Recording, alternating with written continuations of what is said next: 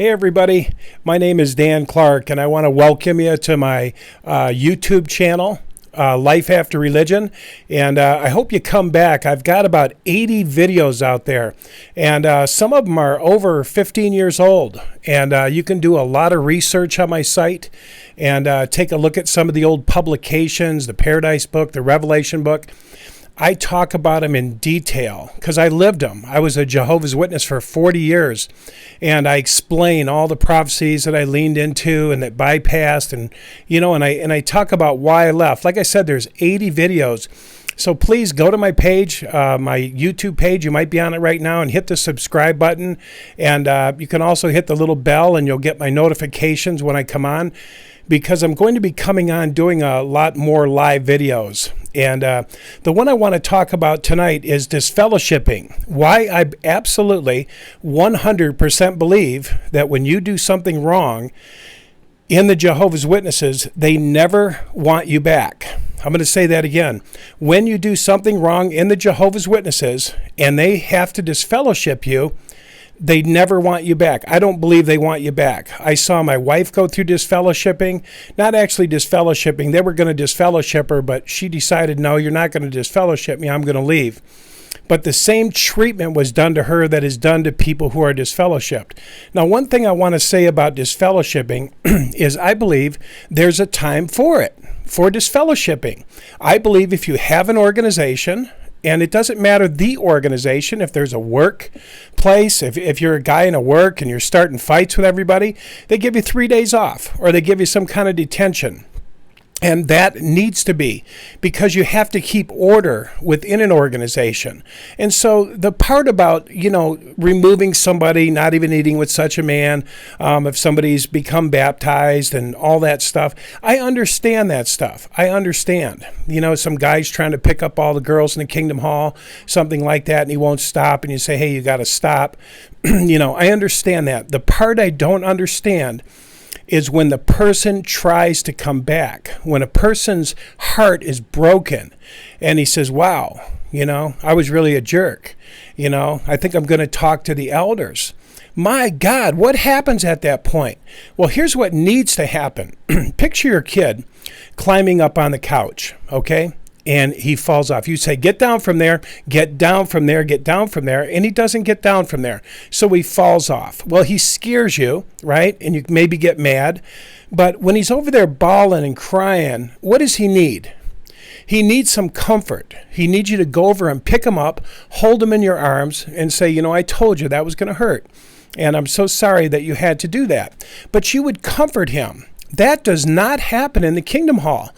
This is a man-made discipline, this idea when you come back that you have to sit in the back of the hall for a year to 5 years. This is man-made. This is not. I'm going to reason with you from the scriptures. I'm not going to take a lot of time. But the part of it where you come back, have you ever seen somebody get disfellowshipped and they're out in the parking lot and they're so lonesome and they're so empty and they're so broken and they're walking out to their car real slow, and you go over and say, hey brother, I love you, man, looking forward to you coming back. And the elders come in and knock heck out of you. Don't you talk to that brother. He's disfellowship. He's not ready to be, well, he looks pretty broken to me. And so I've been disciplined before for talking to disfellowship people outside in the parking lot, sitting in their car crying. I went out there and put my arm around them. Well, what I realized now that I've been away, I've been away a long time. I've been away over 20 years. And, I look back and I think the person, think about this. A person's most vulnerable when he's wanting to say, I'm sorry. Picture a guy that is wanting to make up with his girlfriend. So he sits there to himself, God, she's never going to take me back. God, I made such a big mistake. Oh my God. And he finally gets up the courage. He finally says, I'm going back. I'm going back to see my girlfriend, and I'm going to give it a shot. I'm going to throw my hat in there, and I'm going to tell her I'm sorry, and I'm going to cry. I'm going to put my hands on her. And the girl says, get out of here. Get out of here, you no good. Well, what that does is that crushes you. It crushes you. You say, I'm done with you. I came in with an open heart, and you ripped it out of me. You shredded it. Well, that's what happens to people that come back to Jehovah's Witnesses. They go out, they do the dirty deed, they sleep with somebody, they do something, they get a boyfriend in the world, and then they realize they've come to their senses, right? They've come to their senses, and they come back to the organization. And what happens to them? What happens to them? We hear you, but we need you to do works that befit repentance. You need to come back to the hall and sit in the back of the hall and come in after the meeting starts and leave right before the meeting's over, and you will have no association with anybody during that time. This is harsh. Your heart's broken, and you're treated like a dog. You're put in the back of the hall for a year to 5 years. Some people, the minimum, usually the average is about 2, but 2 years, 2 years. I mean, when your kid does something wrong, you put him in the corner for 5 minutes. You say, you're going to have to go in timeout. But I mean, can you imagine? Well, I'll tell you why they do it. They don't want you back. That would break anybody. How many people come back? Not that many. There's very few people that can endure that type of shame. People watching you come in. Oh, there he is. There's the guy. There's the guy that did the dirty thing. He never gets to live it down. He never gets to live it down. He comes back in that hall, and here's why they do it, for 2 reasons. One, they don't want that person back. That person pissed them off. They can tell me all day, oh, we want that person back. I've seen what happens to disfellowship people. You are cut off. Your family's cut off. You're told never to associate with them again, ever. Do not talk to that person. Stay away from that person. They cut you off. I've seen it with my wife, my ex-wife now. She'd go outside and the witnesses would run in. We'd go in the store and they'd turn their head the other way. And I thought, my God, they don't want her back. They want her punished severely, emotionally, mentally punished. Now think about this. If she did come back, she would continue to be persecuted. Think about this. She would have to sit in the back of the hall, sneak in after the music started, come in, hear the prayer, sit there with her head down like this, having every kid look back at her. There she is. There's the freak. Sitting in quarantine. Think about this, guys. Sitting in quarantine in the back of the hall for a year, 2 years, 3, 4, 5, till they decide, till they're satisfied, till men is satisfied. Well, I'm going to tell you right now, this is not in harmony with the Bible. Yes, remove the wicked guy from you. If he's disturbing the congregation, any congregation, work, whatever, if he's a hazard to your company, you got to put him out. But if he says, I'm sorry, and he's broken, you need to receive him back. And I'm going to give you one example. You've all heard of the prodigal son. The prodigal son, one of the sons said, I'm going to go do my own darn thing. I'm going out. I want to live the way I want to live. Give me my inheritance, Dad, which was his life, by the way. And so his dad says, here's your portion. Here's your life. Go live it. Go do it.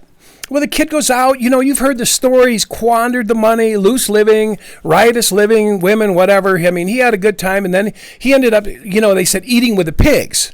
Well, in that place, in that low place, he came back to his senses. He said, God, man, if I was just home, I would have a wonderful meal. My brother would be there. I would have family. I would have a roof over my head. I would have everything if I just went back home. So he makes his way back home. Rags on him, just poor. Like I said, he was in with the pigs. They wouldn't give him nothing to eat. And anyway, he makes it back home. And what does his father do? His father runs to him. Now, think about this. Think about this. Think about those disfellowship people that come back. Are any elders running to them? Are any elders just chasing out to say, oh my God, come here. You were lost. You were found. Oh my God, let me get you some clothes. Let me go get you some suit clothes and a tie. I love you. I love you. Oh, thank God. No. You're a dirty rag. And you're to sit in the back of the hall for a year to 5 years, quarantined. See, it's not in harmony with the Bible. The Father says you were lost, now you were found, you've come to your senses. But these men want proof. These men want to be begged. These men want to be served. And the governing body of Jehovah's Witnesses have set it up that way. Punishment, punishment, punishment. So what if you get a hair up your butt and you get pissed off at an elder and you tell him where to go and you say, I'm done with you. I met this girl and she's a good girl in my school and I want to date her. And you go out and date her and they say, you're done. You've disrespected us elders and you've disrespected Jehovah and you're out of here.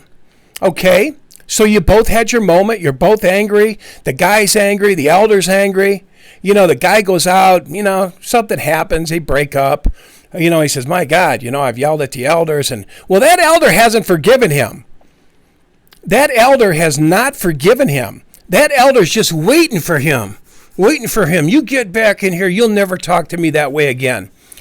Because he wouldn't have the heart to put him in a 2, 3, 4, 5 years quarantine. If he had a heart. Honest to God, there's no heart in this. You got to have a heart. When somebody's crying, you put your arms around and embrace them. You hold them. You tell them everything's going to be okay. Look at these crazy videos the witnesses are putting out about a boy that gets in trouble or a girl that gets in trouble. And she calls home. She's like, I just want to hear my mom tell me I love me. She calls home. And the mother looks at the phone, and then she remembers the assembly. Do not do anything the elders or the governing body has not told you to do. This is for their benefit. Leave them be. Well, what if that person is at death's doors? What if that person, just because she didn't hear her mother, heard the voice of rejection because there was no voice? What do you think a teenager will do at that point? Well, they're capable of doing anything. And sometimes it's suicide because of this man-made garbage. Kids are human. Teenagers are human. Yeah, they're going through the terrible twos again at teenage life. They know everything. They're a little bit, radical. We should expect that. We should just expect that. They're gonna try to do it on their own. They're gonna try to figure it out. They've got the answers. They're gonna go out and date that worldly girl. They're gonna push the boundaries of their what do you call it? The restrictions put on them, the limitations. They're going to push up against them. They're trying to become their own person. It's called adolescence. But they don't understand that. Authoritarian is you disobeyed me. Authoritarian operate like that. You disobeyed me. And you're punished.